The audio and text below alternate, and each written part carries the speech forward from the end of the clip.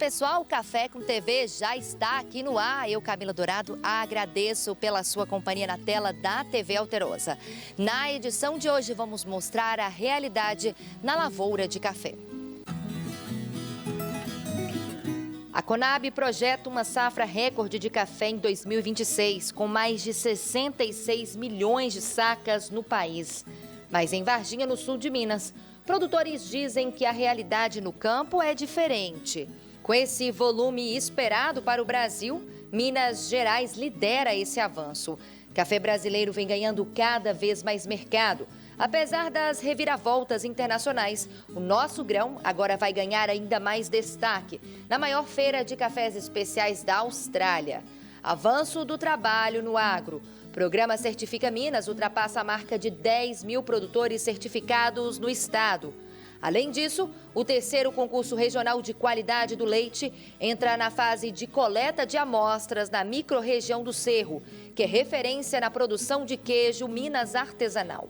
Isso e muito mais aqui no Café com TV, a notícia na dose certa.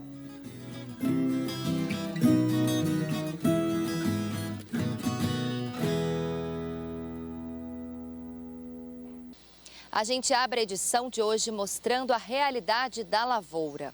A Conab projeta uma safra recorde de café em 2026, com mais de 66 milhões de sacas no país. Mas em Varginha, aqui no sul de Minas, produtores dizem que a realidade no campo é diferente. A seca e o calor intenso no período da florada reduziram o potencial das lavouras e colocaram em dúvida esse otimismo. A reportagem agora mostra o porquê, para quem está na roça, a conta não fecha. O primeiro levantamento da Companhia Nacional de Abastecimento, a Conab, para a safra de café 2026, indica que o Brasil pode atingir um recorde histórico de produção. A estimativa é de 66,2 milhões de sacas, o que representa uma alta de 17,1% em comparação às 56,5 milhões colhidas no ciclo anterior. Caso o número se confirme, o volume deve, segundo a Conab, superar o recorde de 2020, quando o país produziu 63,1 milhões de sacas. Mas, caminhando pela lavoura, a realidade parece ser outra. Para o produtor João Mesquita, de Varginha, este otimismo todo tem cara de especulação de mercado para forçar a queda dos preços. A gente não percebe isso na lavoura, porque em 2020, quando foi no ano de super safra, as lavouras estavam muito mais carregadas, muito mais cheias. Por mais que está chovendo agora nesse momento, no momento da pegação da florada, a gente não teve muita chuva, teve uma seca, insolação muito forte, então a gente teve muito abortamento. A gente consegue perceber aqui nas rosetas que não estão cheias, estão vazias.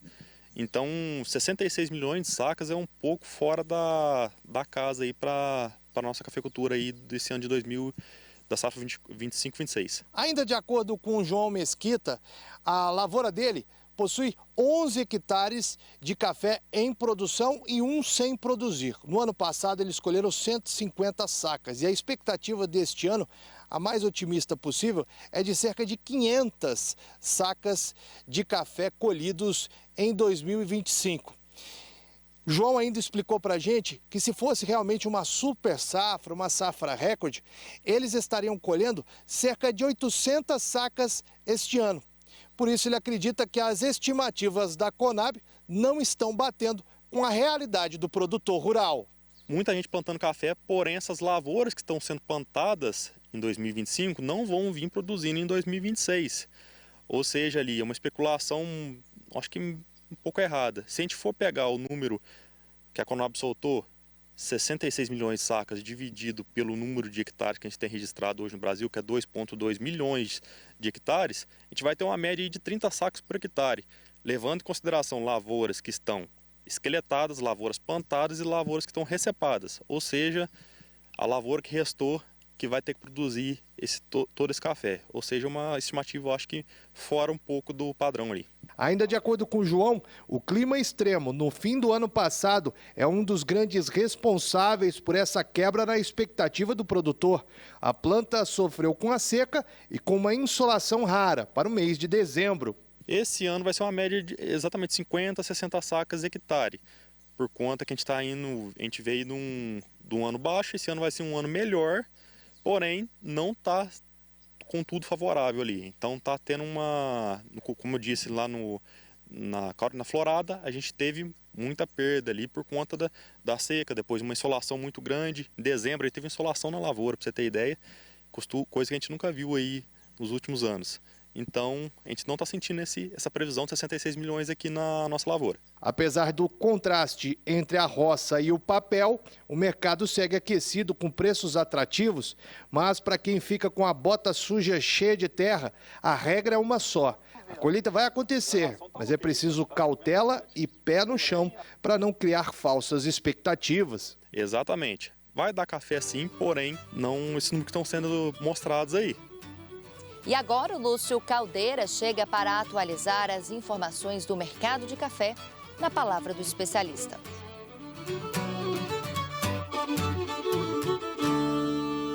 Olá, produtor e produtora de café do Brasil.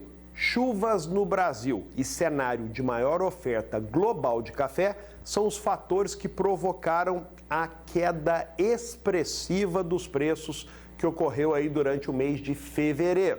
No mês, o preço Nova York vencimento maio saiu de 315 para 282 centavos por libra, acumulando baixa de 3.300 pontos. No Brasil, o preço do Arábica tipo 6, bebida dura 86 defeitos, saiu de R$ 2.060 no início do mês e fechou com R$ 1.796 a saca, uma perda de R$ 264, ou seja, 13%. As chuvas no Brasil, ocorridas desde dezembro, apontam para uma safra recorde em 2016, apontada aí pela Conab em 66 milhões de sacas. E o cenário global não é diferente. A estimativa do Rabobank é que a safra 2026-27 mundial deverá atingir o recorde de 180 milhões de sacas. São essas estimativas que estão forçando a queda brusca nos preços. No Brasil, a queda do dólar contribui para a baixa, já que a moeda norte-americana saiu de 5,26 para 5,14 durante o mês de fevereiro, uma queda aí de 2,28%. Neste cenário, o produtor pisou no freio e o volume de vendas tem sido baixo, apenas o necessário para levantar recursos aí para o curto prazo. Olhando para frente, o produtor espera que março e abril possam surgir oportunidades, janelas de oportunidade para ele fazer boas vendas. Mas ele sabe que com o início da safra, que já começa em maio, a oferta imediata de café é um fator que dificulta altas mais significativas. E aí a expectativa fica com relação ao frio, né, que é uma coisa que pode aí mexer com o mercado. Enfim, é isso. Mais uma vez, obrigado. Semana que vem tem mais.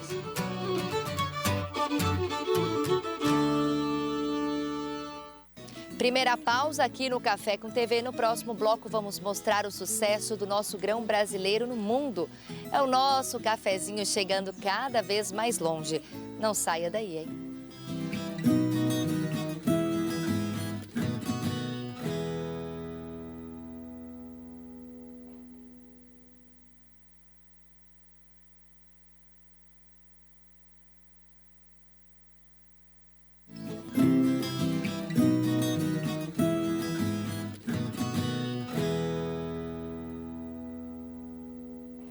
E o Café com TV já está aqui de volta. O café brasileiro vem ganhando cada vez mais mercado, apesar das reviravoltas internacionais. O grão brasileiro agora vai ganhar ainda mais destaque na maior feira de cafés especiais da Austrália, que acontece no fim do mês. A Austrália é apontada como um dos mercados mais vibrantes e exigentes para o café especial, onde a bebida é vista como parte da cultura. E lá o consumidor valoriza técnica, transparência, frescor e a história por trás de cada grão. Por meio do projeto Brasil, a Nação do Café, a BSCA, a Associação Brasileira de Cafés Especiais, espera mudar a identidade do café brasileiro, fazendo com que antes era visto como um país de apenas grande volume, mas agora com uma identidade de que aqui se produz cafés de altíssima qualidade e sabores diversos. Nos dias 20 e 22 de março deste ano, a associação vai participar da MICE, a Melbourne International Coffee Expo, e vai apresentar o produto brasileiro para o mercado australiano. Segundo a associação, a ideia vai além da venda. É conexão, credibilidade e valorização de um café com propósito. Um destaque para a responsabilidade socioambiental e práticas de sustentabilidade, que no mercado australiano são tratados como pré-requisito. A BSCA ainda avalia que a experiência entre o jeito australiano de preparar e a riqueza sensorial das regiões produtoras do café abre caminho para um futuro de colaboração e para mais espaço do café especial brasileiro no exterior.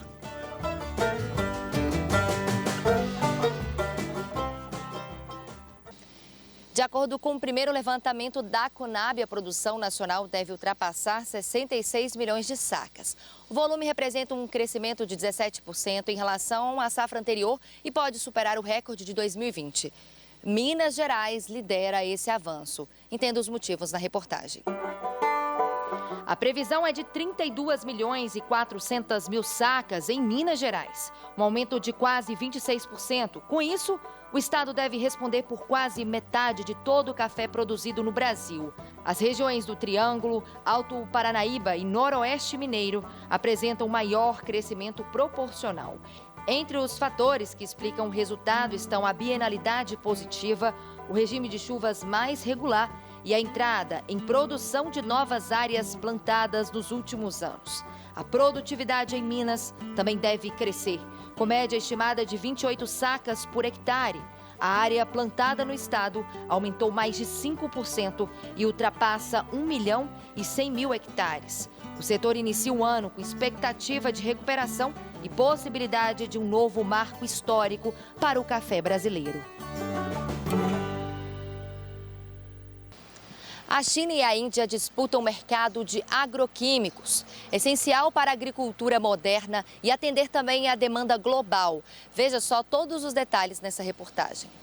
O fornecimento global de produção e também exportação de agroquímicos no mundo tem o domínio de duas potências globais, a Índia e a China. Os chineses têm a maior produção de químicos ativos e o fornecimento e exportação, além de menores preços no mercado por conta da grande indústria, da indústria robusta que foi criada no país asiático. Já a Índia vem ganhando espaço ao investir em produtos mais especializados e com maior valor agregado, atendendo mercados que exigem mais controle e padrões técnicos. Segundo especialistas, a decisão do importador brasileiro não deve levar em conta apenas o preço, mas também a qualidade, as exigências legais e a segurança no fornecimento. Para o Brasil, principalmente um estado como Minas Gerais, onde o café tem grande importância econômica, a estratégia ideal não seria apenas escolher entre China ou Índia, mas sim saber utilizar os dois mercados de forma complementar, garantindo competitividade e segurança para o agronegócio. O programa Certifica Minas ultrapassou a marca de 10 mil produtores certificados no estado. Isso mostra o avanço e o trabalho no agro. Criado para testar a qualidade de produtos agropecuários e agroindustriais, o programa certificou 10.236 propriedades ao longo de quase 2 décadas. O acesso é gratuito para agricultores familiares. A gente atua desde o pequeno produtor ao médio produtor e ao grande produtor. Então, a gente vem à propriedade, passa um checklist, são mais de 100 itens verificados e auditados anualmente, onde a gente faz o produtor ter uma linha de raciocínio, uma linha para seguir para ter essas boas práticas. A gente melhora a produção, melhora a parte ambiental, a parte social e a organização e gestão dessa propriedade. Então, com isso, a gente consegue que o produtor faça o seu trabalho direito, tenha lucro em cima, certo? E ainda ajude a natureza na sua preservação. O café foi o primeiro produto a receber o selo e hoje a certificação abrange 16 cadeias produtivas, como azeite, carne bovina, queijo Minas artesanal e cachaça. No dia da auditoria, né, a gente vai observar questões ambientais, questões sociais, questões da parte de segurança do trabalho, da propriedade, rastreabilidade, venda desse produto, para onde está indo esse produto, como esse produto está sendo produzido, como esse produto está sendo armazenado dentro da propriedade. Tá? Então, todos esses são itens avaliados. A questão social, registro de funcionário, isso é muito importante. Tá? Questão de riscos, riscos de segurança do trabalho. No sul de Minas, em Maria da Fé, um produtor de azeite extra virgem obteve a certificação em 2023. Atualmente, o programa conta com 16 cadeias produtivas, dentre elas café, orgânicos, produtos sem agrotóxicos e os 2 últimos lançamentos mais recentes, agricultura regenerativa e peixes ornamentais.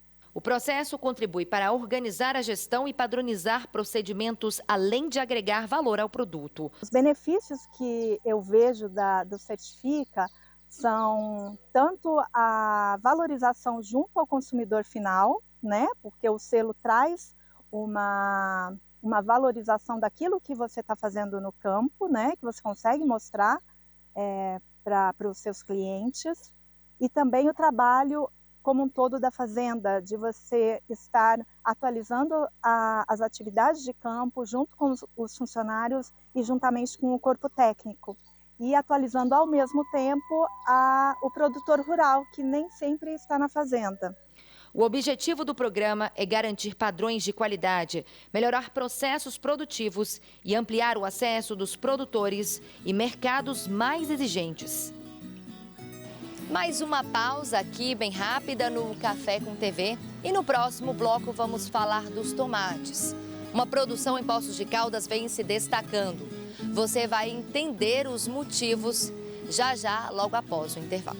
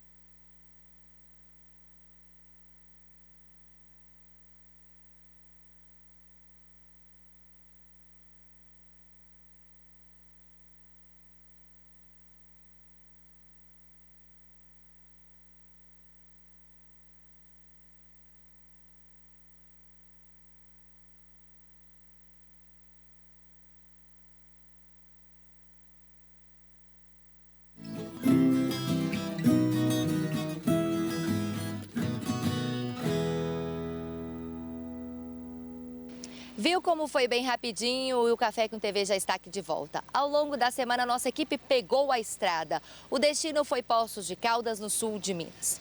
Por lá, conhecemos uma produção de tomates que vem se destacando. A estufa está chamando a atenção pelo volume e pela qualidade. O diferencial está no solo, hein? Os cachos lembram uma parreira de uvas, mas vermelhas.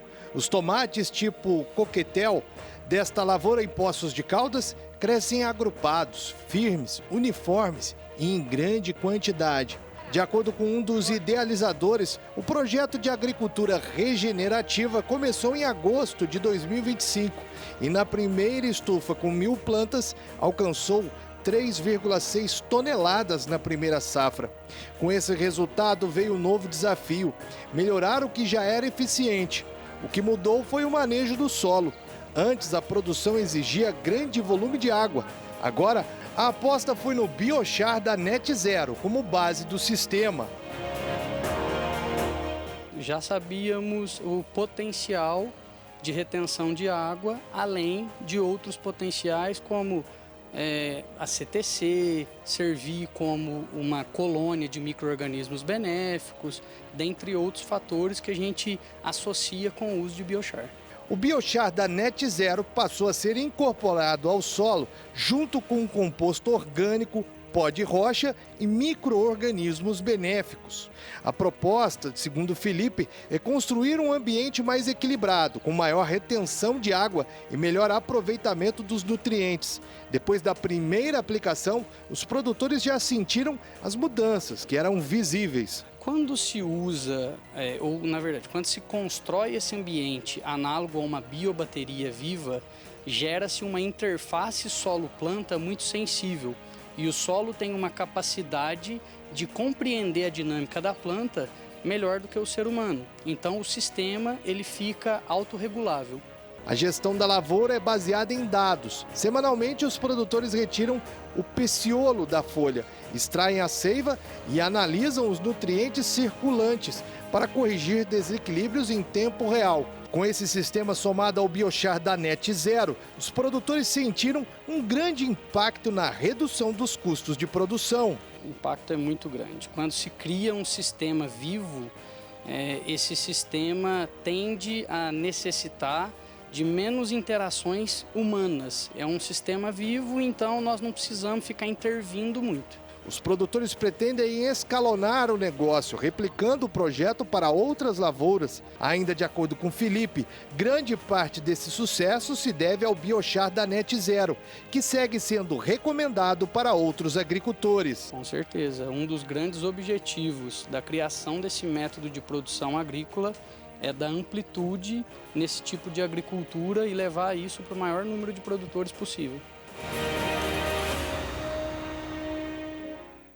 O sucesso no agro depende de tecnologia e muita informação. Confira só os detalhes. A safra de laranja 2025-2026 do Cinturão Citrícola de São Paulo e do Triângulo e Sudoeste Mineiro foi revisada para 292,6 milhões de caixas de 40,8 quilos.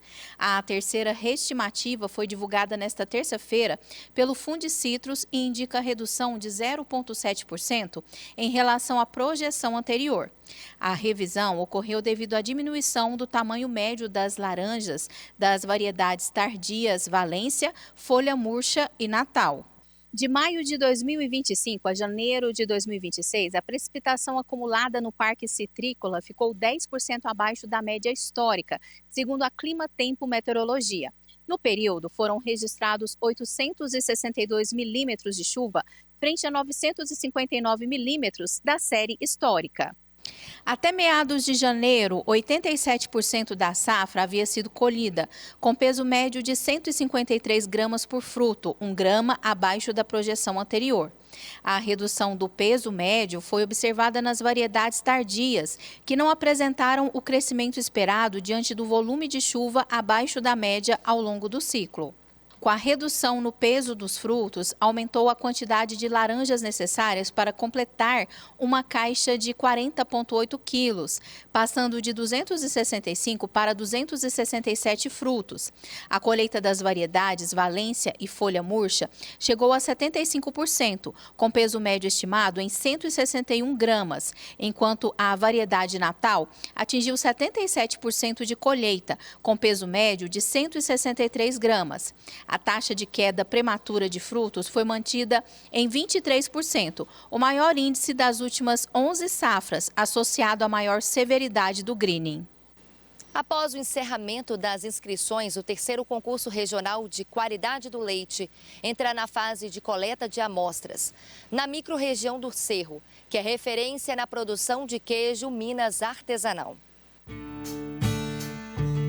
Conhecida pela produção do queijo Minas artesanal, a região agora volta a atenção para a qualidade da matéria-prima. As amostras serão coletadas nas propriedades entre os dias 4 e 6 de março. O concurso é promovido por uma comissão técnica formada pela Emater Minas, Rede Leite Inova, Escola Veterinária da UFMG e Departamento de Medicina Veterinária da UFLA. As análises serão feitas em laboratório, segundo normas do Ministério da Agricultura. Entre os critérios avaliados estão contagem de células somáticas, carga bacteriana, teor de gordura, proteína, lactose e presença de micro-organismos. A proposta vai além da premiação. Segundo a coordenação técnica da Emater, a iniciativa estimula as boas práticas agropecuárias, fortalece a sanidade dos rebanhos e contribui para a valorização do produto no mercado. O resultado será divulgado no dia 1º de abril, em Alvorada de Minas. Os 3 melhores colocados em cada categoria receberão troféus de ouro, prata e bronze.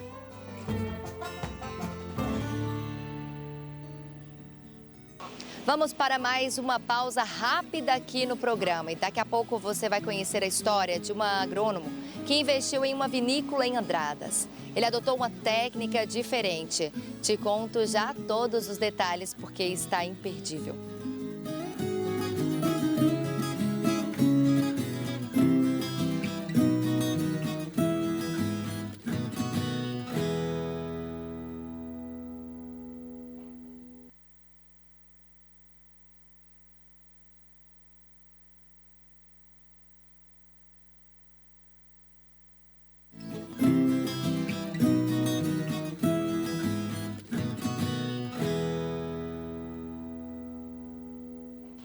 E o Café com TV já está aqui de volta com um exemplo. No sul de Minas, uma vinícola familiar em Andradas tem investido em técnica e pesquisa para consolidar a produção de vinhos finos na região. Um dos diferenciais está na adoção da técnica dupla poda, que permite a colheita das uvas no inverno, período mais seco e favorável à maturação. Veja só todos os detalhes. A história começa no fim do século XIX, quando imigrantes italianos se instalaram na região e passaram a cultivar a uva, principalmente para o consumo próprio.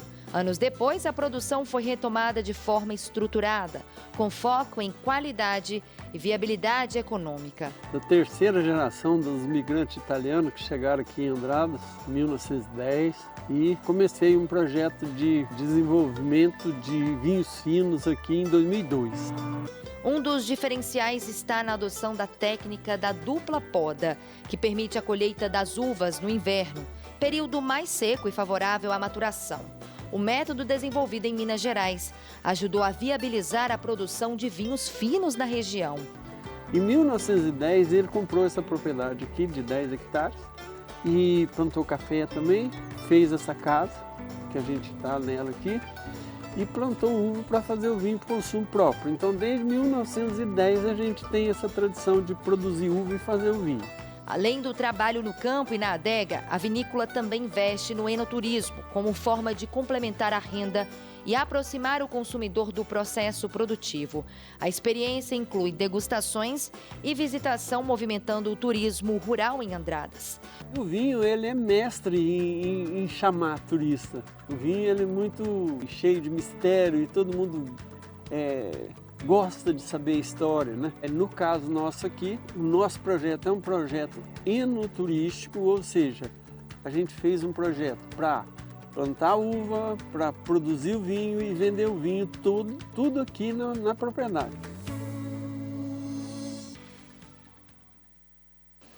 Dica de manejo. As ervas daninhas estão presentes em diferentes áreas de produção e exigem atenção constante do produtor rural. Quando não são controladas no início, elas competem com o capim, aumentando os custos e comprometem o desempenho das pastagens. Acompanhe. As ervas daninhas estão presentes em diferentes sistemas de produção agrícola e representam um desafio constante para o produtor rural. Essas plantas se adaptam com facilidade ao ambiente, apresentam crescimento rápido e alta produção de sementes, o que favorece a disseminação e dificulta o controle ao longo do tempo. O surgimento das ervas daninhas ele se dá por vários motivos. O principal deles, um dos principais, é o vento, onde pode trazer sim sementes de ervas daninhas de um local para o outro. Outro fator muito decisivo também é os pássaros, eles também podem trazer sementes de um local para o outro. Mas o principal fator hoje do surgimento das ervas daninhas é o banco de sementes de erva daninha que já está no solo. Ou seja, a gente a olho nu talvez não consiga enxergar, mas a semente já está ali. Ela só não se desenvolveu ainda. talvez por um motivo de falta de água ou falta de luz.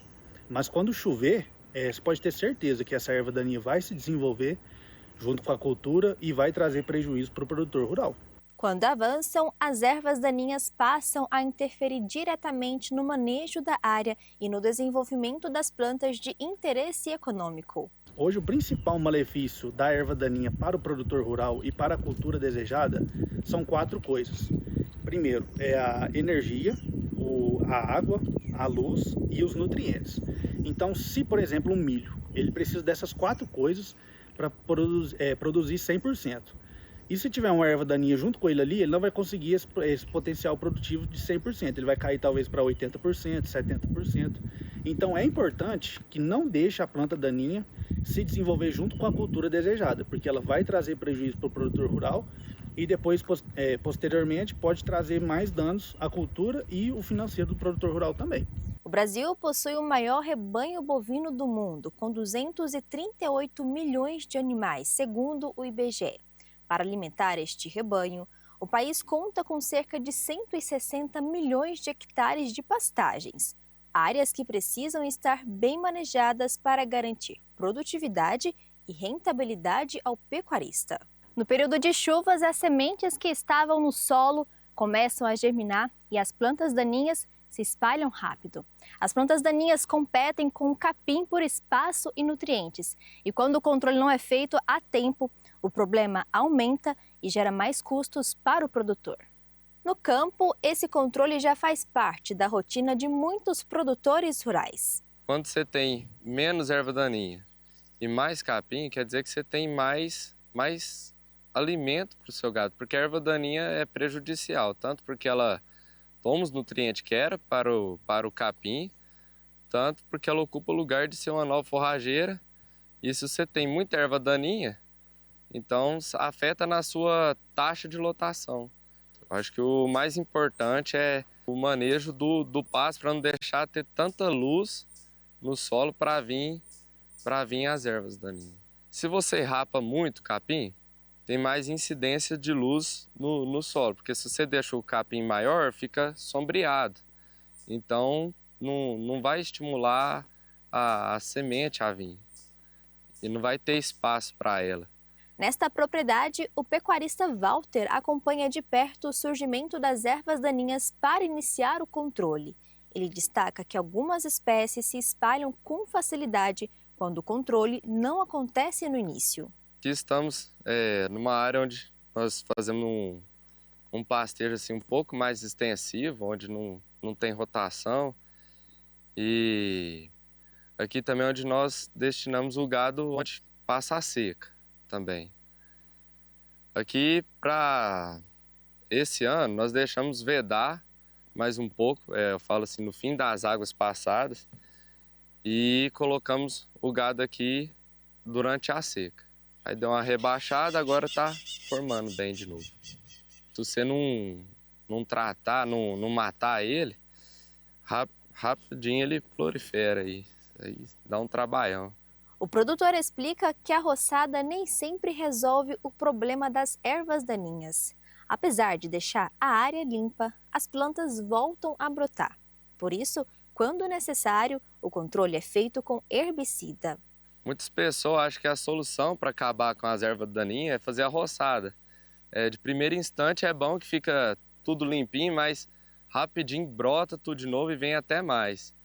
Então acho que o melhor controle para se fazer, vamos supor, é claro que numa área grande não dá, mas ou com enxadão arrancando a raiz que aí não vem de novo, ou então a solução é herbicida e depois fazer um bom manejo das pastagens, não deixando rapar muito, onde que não vai ter luz para vir as novas ervas daninhas. Segundo o produtor, investir em um bom manejo do pasto reduz a necessidade do uso de herbicidas.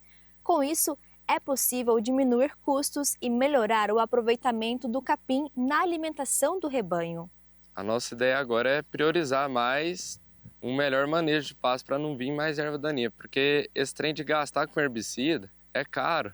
E se você priorizar o manejo da pastagem, é bom que você não gasta com herbicida e também tem um melhor aproveitamento do capim.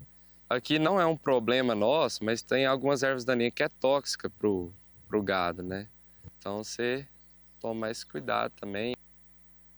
Última pausa bem rápida aqui no Café com TV. É o programa que traz as principais notícias do agronegócio. Agora tem a pergunta da semana no Quiz do Café.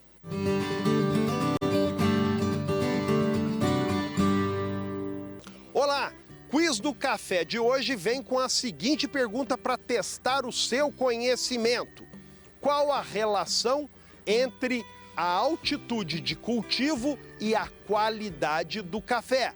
Dito isso, marque a alternativa que está errada. Número 1. Quanto maior a altitude do cultivo, maior tende a ser a qualidade do café. Número 2. Cafés arábicas geralmente são cultivados entre 800 e 2.000 metros de altitude. Número 3. Cafés robustas geralmente são cultivados em altitudes abaixo de 900 metros. E a quarta opção, só é possível produzir cafés especiais acima de 1.000 metros de altitude. A gente dá um tempinho, vai lá para os comerciais e na volta eu respondo o quiz do café.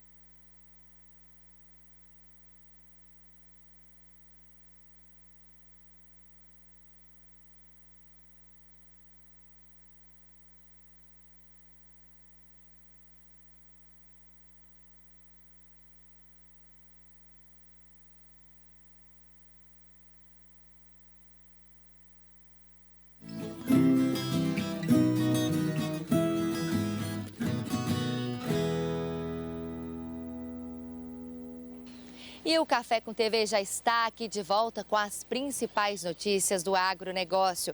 O Lúcio Caldeira já está aqui com a resposta do quiz da semana.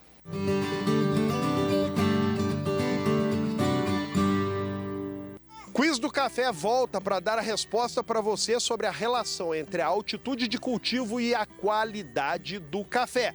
Perguntamos entre as 4 opções qual estaria errado e acertou quem fez a opção pela número 4. Os cafés especiais não precisam ser produzidos acima de 1.000 metros. O processo de beneficiamento, os cuidados pós-colheita, permitem que cafés abaixo de 1.000 metros sejam classificados como cafés especiais. Enfim, é isso. Voltamos semana que vem com o Quiz do Café.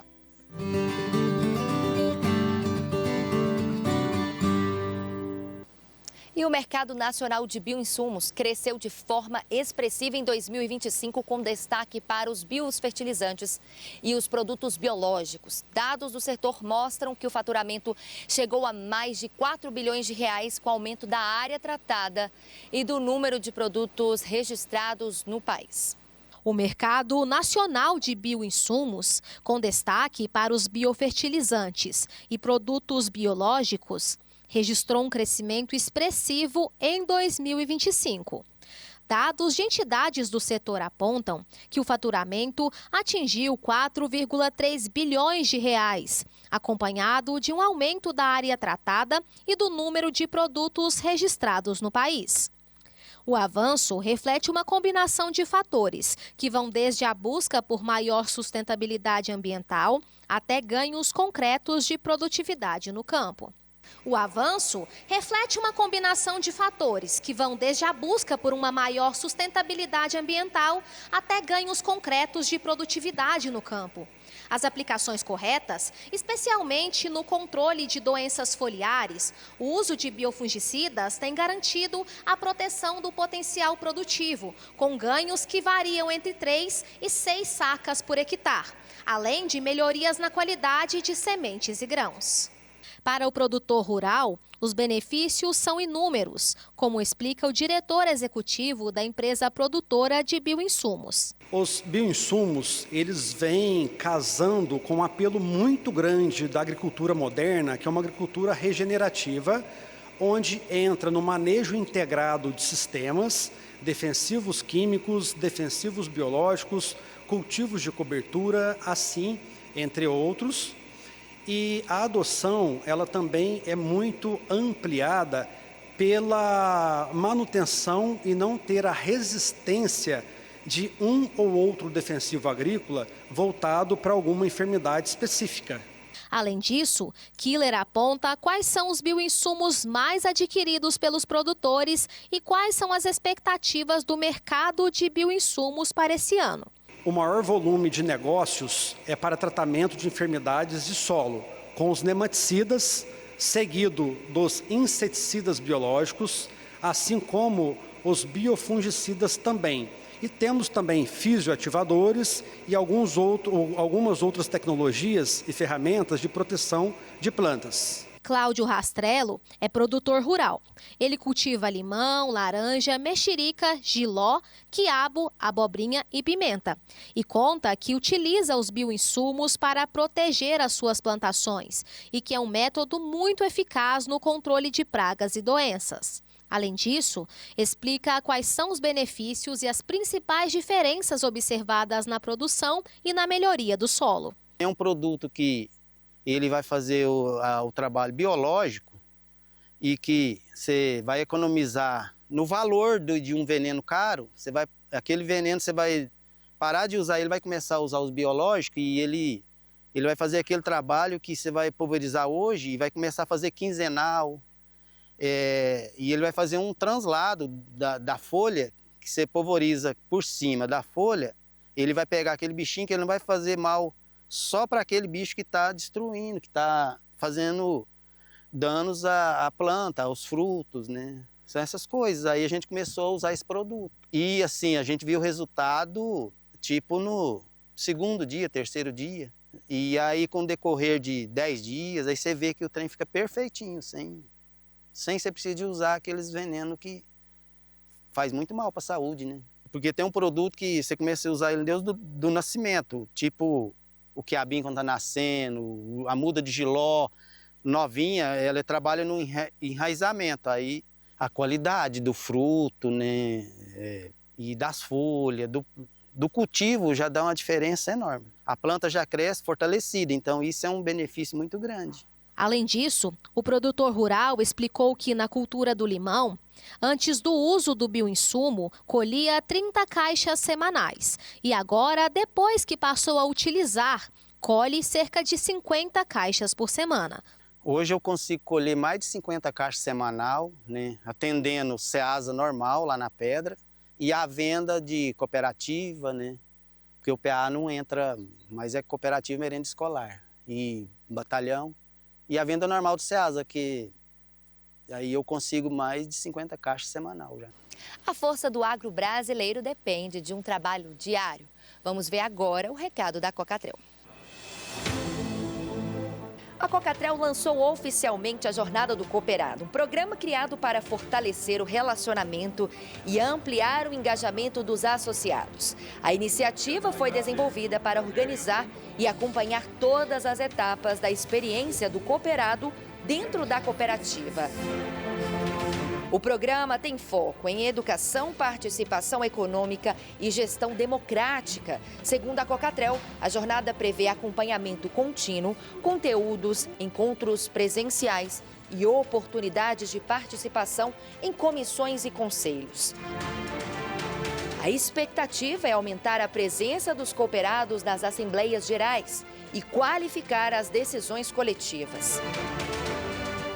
Entre os benefícios apontados estão o aumento do engajamento, o desenvolvimento de competências, o fortalecimento da governança e a sustentabilidade da instituição. A cooperativa destaca que a proposta é tornar a experiência do associado mais clara, organizada e participativa.